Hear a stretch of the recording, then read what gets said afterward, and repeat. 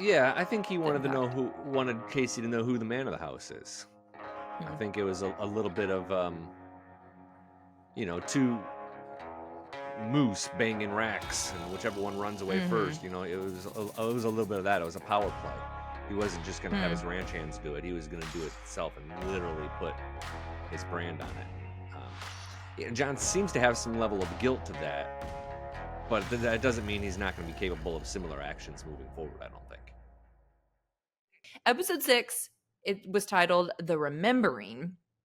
And do you want to give an overall recap? I know this is kind of how we do things. Give an overall recap, then we kind of backstep a little bit of kind of our thoughts. Yeah, so like I mentioned, this was an episode that didn't necessarily have a ton of action. It just a lot of sort of tense scenes, a little bit of drama. I guess it ended with some pretty serious action. But we start off with a pretty good Kayce and Rip scene where we learn that Kayce and Rip have a long simmering feud, and Rip does not like Kayce one bit. Kayce kind of goes trotting off on his own, comes upon a bear. Rip helps him get away from the bear, and then they get into a fight. They quarrel because Rip sees Kayce as someone who's just always bringing trouble to the family and can't stay out of trouble's way, and they get into a fist fight, and they tag each other pretty good. I think at the end of the day, Rip probably gets the better of Kayce. Take note of that because that's going to play an important role in a couple of more episodes. But then they come together again later on and decide not to fight, but you kind of understand why Rip is so protective. He's protecting the Duttons, and he thinks Kayce is a threat. From there, we go to a scene that I think maybe we should park down on because this was probably the heart of the episode, the most memorable scene. It was the first conversation John and Monica have. And throughout the series, they're going to have a series of really kind of important heart-to-hearts that kind of become their own separate relationship. It's cool how John and Kayce's wife kind of form this relationship on their own. And John admits and clarifies to Monica why Kayce hates his dad so much. And what we find out is the explanation for why he has the brand. Yeah. And this is when my brain went. Well, so here as well, because of what he reveals, but it still didn't illustrate to me exactly why Kayce got the brand. But the reason is that Kayce, he was a disobeying kid. He never listened to his dad. And then he got, as John tells it, he got some girl he barely knew pregnant, and he was going to marry her. John says, I told him to take her to the clinic and not let you leave until you had an abortion, and he wouldn't do it. Of course, that girl is Monica. That baby turns out to be Tate. So you start all these sort of longing, guilt-ridden looks that John Dutton has had for these first 5 or 6 episodes start to make a little bit more sense. 100%. And I think, too, I like how they did it where as John's telling Monica this, it's not like I did not know, he's talking about Monica till the very end. At first, I was like, oh, my gosh, who did Kayce get pregnant? And so there's another girl somewhere, you know what I mean? And then when she was like, so you're – I think she's the one who outed herself, right? I think. Oh, John I think she's the one who made it clear. Oh, maybe. No, I'm saying in that scene, like that's how I figured out, like, oh, Monica, like it was Monica. Anyways, it just like blew my mind. I had no clue because, like I said, I've been watching this show starting at season 4, so I've been watching this blissfully unaware of anyone's kind of like the backstory to that degree. And so now, knowing them and now kind of reversing and hearing that story, I was like, what? So the sequence of events here still kind of trouble me. Like I can't figure out why Kayce sort of submitted in some sort of way, or at least came back home to get the brand. Like he went through all of that where he disobeyed his father and wouldn't take his girlfriend Monica to the abortion clinic. At what point did he come back home and was he like, what's for supper today? And John had the cowboys round him up and branded him. I think that part was and will remain a little bit confusing. I think that's about all the storyline we get as far as Kayce's brand. Well, and I'm curious too if it was one of those, Kayce was more, the rebellious child, whatever you want to label him, and he goes off, does his own thing, realizes, I need more stability. I need a little help here, raising a son, I just need something more stable. And so John's like, well, the only way that you can come back home is if you're going to be essentially loyal to us. you're going to be branded. You know what I mean? I do. Absolutely. And this, like, the big plot line for this first few episodes has been about Kayce's sort of relationship with his father and the ranch, and that's going to kind of continue. Are they going to move back to the ranch? Are they going to stay on the reservation? Like, we're starting to see them get pulled back in, and Tate certainly is all in because John keeps feeding him oversized donuts, and clearly, I mean, the house that Doesn't he take has much is, for Tate. no, it doesn't. He sees the attraction, but Monica and Kayce to this point don't seem to totally want to move back, but I think Monica maybe is sort of figuring it out a little bit. It's interesting. What do you think was the kind of, when Monica, pretty much asks, who branded him, and John says, I did. I feel like there was a significance in him saying that. I just don't necessarily know the why. Like, why was it significant that John did not have like Rip brand him, or someone else? You're a dad. What would be that significant? Not that you're trying to brand your children, but you know what I mean? Of like, yeah, I think he wanted Kayce to know who the man of the house is. I think it was a little bit of two moose banging racks, and whichever one runs away first. It was a little bit of that. It was a power play. He wasn't just going to have his ranch hands do it. He was going to do it himself and literally put his brand on it. And John seems to have some level of guilt to that, but that doesn't mean he's not going to be capable of similar actions moving forward, I don't think. And this whole conversation got brought up because, oh my gosh, not Wade. Walker is now on the ranch. He's a ranch hand. He gets branded. Monica somehow wanders in to the field, sees all this go down of Rip branding Walker. And so that's how, she then inquires with John, why do you guys brand?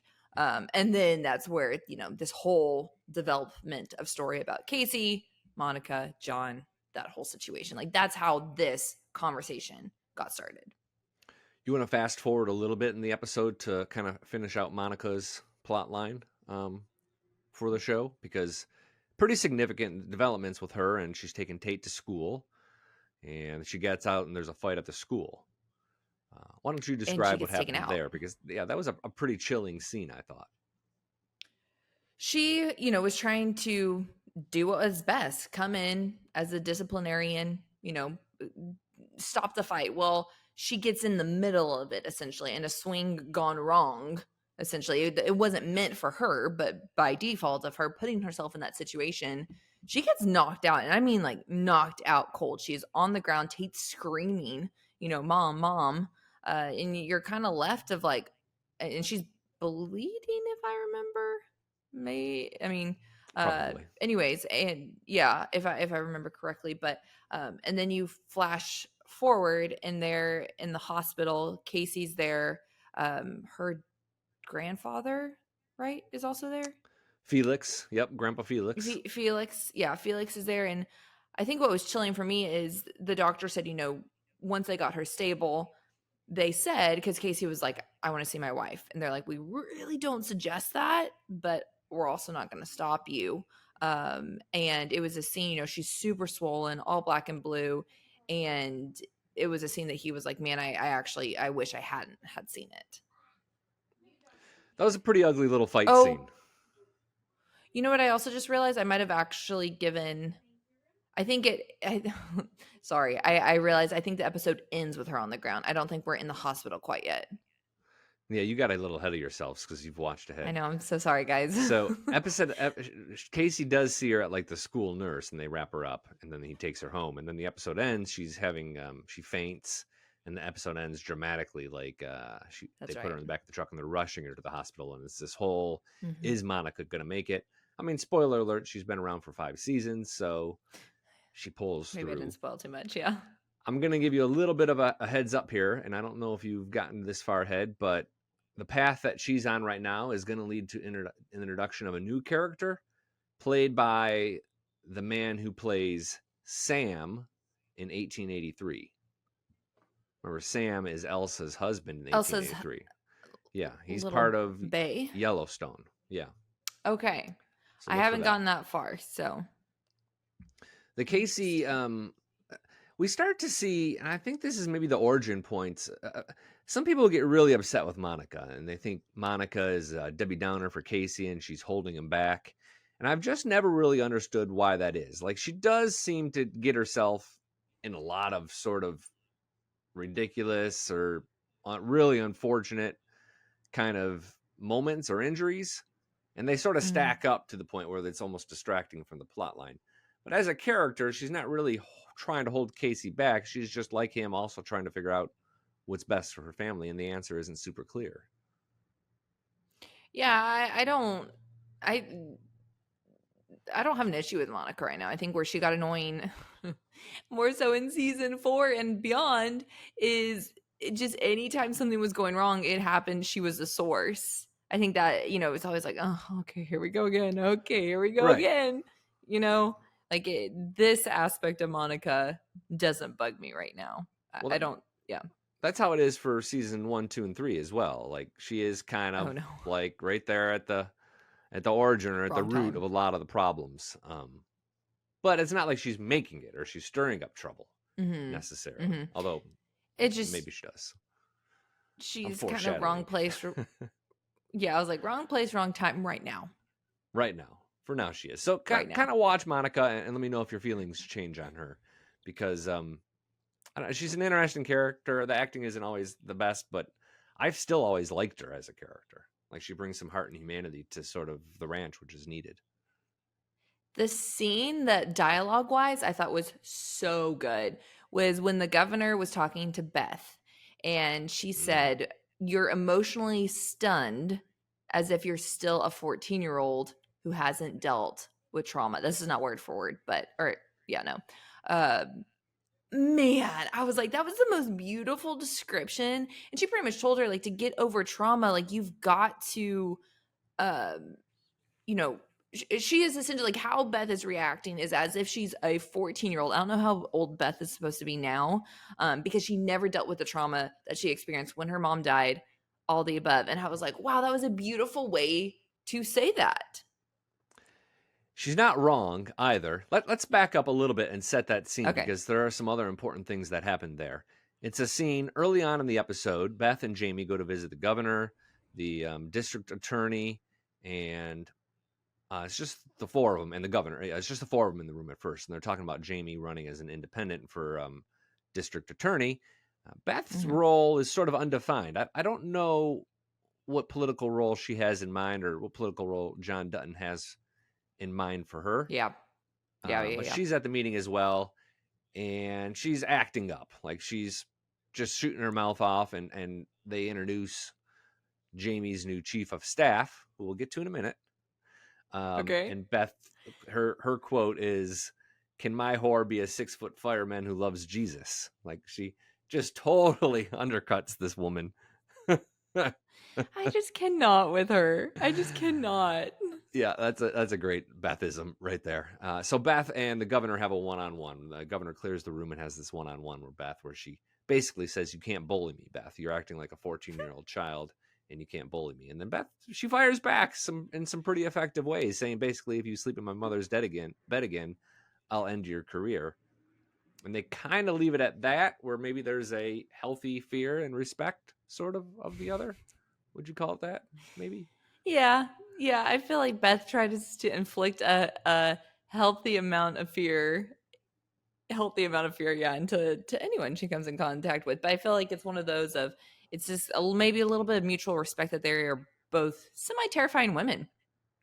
Immediately after that, the governor and the district attorney start talking about not backing John for the next election, and they're referring to John's role within the government. She's thinking about maybe backing somebody else because he's behaving badly. And when you do kind of stack his decisions and behaviors, they are kind of questionable. I mean, not revealing the cancer diagnosis, recommending Beth to be part of the political game. He's kind of doing some things that are just not good for the state. But he's never really worked for the good of the state. He's always worked for the good of the Duttons. It's just now he's kind of getting seen. This episode is one that we also realize the kind of severity of his colon cancer. Or, sorry, the tumor that he had in his colon. right? He mentions how long it was, right? Yeah. Well, and his kids had no clue. Like, this is the scene that he pulls back up. Somehow, now I'm not remembering correctly of how the kids found out. I think someone called Jamie, right? The governor told Jamie in that Okay. meeting. Yeah. The governor and Jamie are just talking, and she mentions the cancer, and Jamie tries to deny it. But she convinces him, so he shoots out of there and finds Beth, and they go to confront John. Why do you think that he didn't tell them? I think that's kind of an old man kind of thing to do. Like, I think like, you don't, the guy who doesn't want to go to the doctor certainly doesn't want his kids making a big deal about his colon cancer. He just sort of wants to take care of it and live life. I can 100%. Actually, I can relate to that on this very day more than ever. Like, it's a total thing that I think old men specifically do. They don't want people fussing about their health. I think it was as simple as that. Well, and this episode is this the one that ends with him in the bathroom, right? Coughing? No. Stop. You're getting ahead. That's the next episode of it, Adison. No. Okay. This one ends with Monica falling. I didn't. The last scene. Okay, I'm so sorry. I know you didn't. I didn't add any spoilers. So backing up to the governor's meeting, we meet. There's two women actually in this episode that are going to be very, very important characters and really shape the role of Jamie in the next 3 or 4 seasons. The first one is the woman we just talked about, his red-haired campaign manager, Christina. And it's clear from the get-go they hit it off. Like, they're having great conversation. There's some laughter. She's offering to drive him home. The governor even is bold enough to say, "Oh no, it looks like you guys are going to hook up naturally, so we don't have to fake a romance. Like, this is going to happen. It's done and done." Yeah. Spoiler alert, it kind of does, but we won't get there quite yet. Well, that's one of those worry about it. Oh yeah. Christina is a big problem, even still to this day. Like, they haven't figured her out totally. She might end up becoming like the ultimate Yellowstone loose end, but she's going to be around for multiple seasons. The other woman we meet is the reporter named Sarah. Yes. Sarah was fishing with her wife, partner, girlfriend, and Sarah is definitely interested in what's going on with the Duttons and these murders that are being covered up and sort of these local political things, and can't keep her mind out of the news. Did you recognize Sarah? I don't remember the actress's name from any other show. No. I bet you some people have. You remember the show Bones? Yes. Well, I kind of winced as I actually have never seen it, but I seen the cover art for the series? Yes. Sarah was Angela on Bones. She was like one of the primary 3 or 4 characters outside of the woman who played Tempest Brennan. Yeah, that's who that actor is. I knew I recognized her, and I actually watched a different show with her in it right around the time I was watching Yellowstone. That kind of faded, and then I went back and I remembered, oh, she's Angela. Totally forgot about her. And that was a super cool character she had, but I like that actor quite a bit. Is she someone we do need to worry about? Like, she's going to hang on for a little bit? Yes. So okay. To tell you what she's going to do without telling you all the way is she is going to be presented with some opportunities to really dig in with what's going on and what's happened on the Dutton Ranch. And she learns a lot, and the end of our arc really shapes Jamie's role moving forward. It's very, very interesting. Interesting. Okay, so I'll keep an eye out for her for sure. Yeah, 2 major characters that we met this episode. Is there anything in this episode that you'd say was... I kind of feel like... I guess I haven't seen the seasons in between, but I feel like this episode, there wasn't a lot of don't worry about it, to my knowledge. The only one I saw that I've kind of alluded to before is Tate's dinosaur makes a reappearance with that drone. Oh my gosh. Yes, yeah. I don't know that goes any further. If it does, it doesn't go much further. Like, the guy who is operating the drone gets away. That was kind of a puzzling scene, because it's not only like, how did that guy know the dinosaur was there with his drone? Like, he must have known it was there to look there. But also, what did that do? Like, sometimes a don't worry about it actually sort of is important to set up a character or show you a different side of a character to set someone else up. That just seemed to be like a time waster a little bit. I guess what it did is it pulled Kayce out of the house so then Monica could come down the steps and fall. But, they could have found a better way, a different way to do that. I assumed that drone was just check. I didn't realize it was specific for the dinosaur. I thought it was, developer or whatever seen what land was out there and then saw the people, yada, yada, yada. It might have been, but they zoomed right in on that dinosaur. Like, I think if you were flying a drone around an area like that, you'd want to keep it away from people, because you don't want to happen. You don't want what happened to happen. Where what's the man's name? T'Challa Black Elk is the actor. He shoots it out of the sky. Like, you don't want your drone to get shot out of the sky, so you keep it away from people. Here's the thing: he buzzed right in there. I wonder if there's a legal like was that even legal? I don't know. Okay. I have no clue. That's a don't worry about it. yeah, that's a down of a rabbit hole, but don't worry about it. One other plot line that I think we need to touch on is, did you understand the deal that Thomas Rainwater struck with Dan Jenkins? Not entirely. This is a pretty crafty move by Thomas Rainwater. He's looking to get land right up against the Yellowstone reservation, because the Yellowstone ranch, because he wants to start moving in on John Dutton's property, and realizes that the Paradise Valley land is right there, but his advisor tells him that land is worthless because it has no power. So he goes down there, and it just so happens that Dan Jenkins is having a meeting with a woman named Melody, who seems to be like almost like a Beth Dutton like character for Dan Jenkins, just maybe a little nicer. You know who Melody's kind of like? Remember in season 5, Sarah Atwood? Yeah. Very Sarah Atwood like. Like, that's her position, where she just finds ways to get things done. Very smart. Yeah. And Tom realizes that if Dan sells Thomas Rainwater the land to build a casino, he can get the loan he needs to not only build the casino, build all the infrastructure, the power, the water, and everything. And then from there, he can lease the land for the subdivision back to Dan Jenkins, and they can all make a ton of money, because presumably Dan Jenkins can make monies in other ways. So that's sort of the deal they put together. And Dan Jenkins knows Thomas Rainwater is an enemy of John Dutton's. That's why he says the enemy of my enemy is my friend. And they pretty much on the spot agree to form a deal. That will go forward. Like, Dan Jenkins and Thomas Rainwater will start building that casino. And that becomes a plot line for quite a few seasons, if I'm not mistaken. Interesting. So, I will say all that sometimes can be really hard for me to follow. Like, I am tracking, but also, yeah. This is kind of like the difference between like a cable or like a Netflix style show and like a network show. Like, a Netflix style show will just sort of, it'll be like we just saw. Like, they'll say that information, and it's up to you to either figure it out or rewind and rewatch it. Whereas a network show might like put some sort of like snappy graphic or dumb down the language so that someone who's watching kind of casually can totally understand what's going on.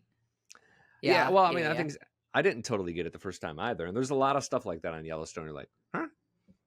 What are they talking about? You're speaking too fast there, cowboy. Yeah. Can you have a little blurb? The little breakdown, please. Thank you. Yeah. I'm a big fan of the Dan Jenkins character. Because I think he's an interesting kind of villain. But has your opinion changed on Dan Jenkins, by the way, at all? It's only been another episode since I okay. No, right. I still don't like him. He's still squirmy. Fair enough. Squirrely is what I said. Squirrely. Yeah. Squirrely. Hey, to you, that guy that John Dutton goes fishing with at the end, he's the same guy that he met up with at the rodeo that he told him to have his son change. Doesn't that guy look like George Strait? To be honest, no. Well, no, who I think he looks like, which you've never seen. So my brother's father-in-law It is truly spitting image of him. I literally was like, oh my gosh, is that him? So no, I don't see George Strait. I see my brother's father-in-law. Oh my Maybe gosh. it is. I don't know. First time I watched it, I'm like, George Strait's part of this show and no one talks about this? Like, to me, it looked just like him. A little bit older, maybe, than like how we see George Strait. But I think you're just like, aka you're stereotyping George Strait as like the classic, like, cowboy, lives in a small town, wears a button up and a hat and has a lot of money. that's pretty much what George Strait is, isn't it? I mean, how is that different from who George Strait actually is? No, that's what I'm saying. I was like, you just saw a man who like essentially represents that. I do not think they look alike. You know what? We'll take this one. We'll take this one to the listeners and viewers. Staff at tasteofcountry.com. Do you think that man looks like George Strait and are on the same wavelength as Billy, or do you think that he doesn't? I don't think that he does. I think he just wears similar clothes and has this similar, like, not mannerisms, but what George is. Demeanor a little bit. Yeah, George is more like level. I mean, Carl. I've never personally met George. This is all just like interviews I've watched, and it seems like, what was the man's name? Carl. It seems like Carl is like that. Yeah. All right. Fair enough.